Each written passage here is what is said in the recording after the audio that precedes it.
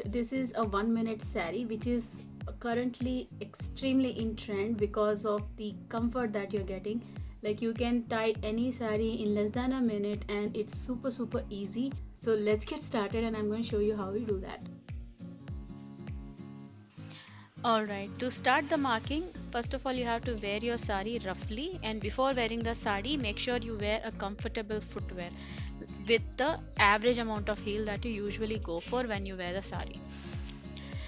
Now we'll take the sari and roughly tie it around as if you wear it normally. First we need to check how long you want your sari to be and just put a mark there. So this is the extra fabric that I'm going to cut later. And now I'm going to wear the sari. So this is how the sari looks like after I wear it. I have comfortably worn it and this is the adequate amount of pallu that I will get, and I'm happy with the fit.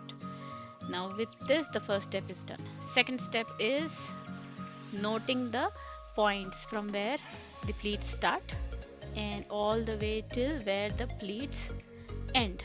So put two safety pins on these 2 points. Now coming to the marking. So as I told you, we have to put the marking on the point where the pleats end. And from the beginning of the sari, I am going to mark around 5 inches, and we are going to cut this fabric. Okay, so I will not use scissors, I will just tear it. But if you're not comfortable in doing this step, please use the scissors. Make sure you don't damage your sari. That's it. So we have cut till the point where our pallu starts or our pleats end. Okay, here you have to put 1 inch extra cut so that all that extra pallu fabric can be pleated and stitched inside. I'll show you in detail later, but this is how we do it. Now the next step is to pleat. Pick the first pin from where your pleats start and all the way till the pleating end. Pleat it and pin it.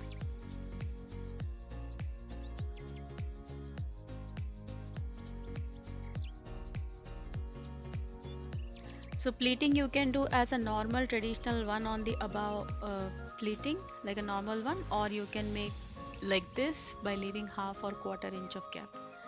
Next step is cutting the belt with the same fabric. Just measure your waist and take 1.5. Like if your waist is coming 50, take 50 plus 25, like 75 centimeters, like that. Okay. Now this belt we have to fold it into middle and then press it. I'm doing this step just to get the middle point. Place a 1.5 inch wide buckram fabric on your waist fabric and then just iron it so that it will fuse properly before you actually stitch it.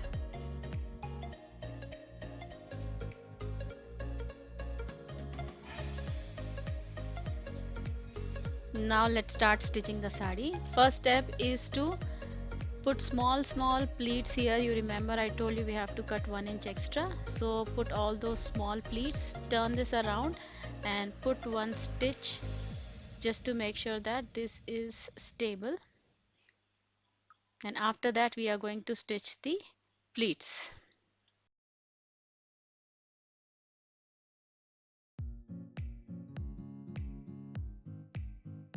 Now the final step, we have to stitch the waist belt.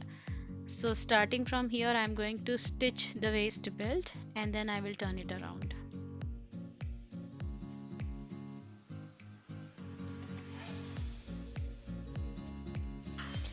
While stitching this waist belt, make sure that you add small pleats here and there to make sure that it will give you that extra comfort at the hip area. And next step, push everything inside, fold the fabric and put one stitch on top of it. This will be your interior side. On top it will look super neat like this. And now our sari is ready. Now with the help of 2 buckles or 2 pins, you can use normal hooks as well, whichever you like, and place them as per your waist size. Wherever you want you can place them, or if you want you can use a safety pins as well. to make sure that your sari stays in place. Now let me again tie it and show you. So this is how the sari comes. We have taken 1.5 waist as I told you, and there we go. So as I told you, it literally took less than a minute for me to tie the sari. It is so simple if you have it in this format. You can do this with any kind of fabric, so try your luck and let me know how did it go. If you have any doubts, please mention in the comment section. I would love to answer you. Thank you so much for watching. I'll see you in my next video. Till then, take care and bye.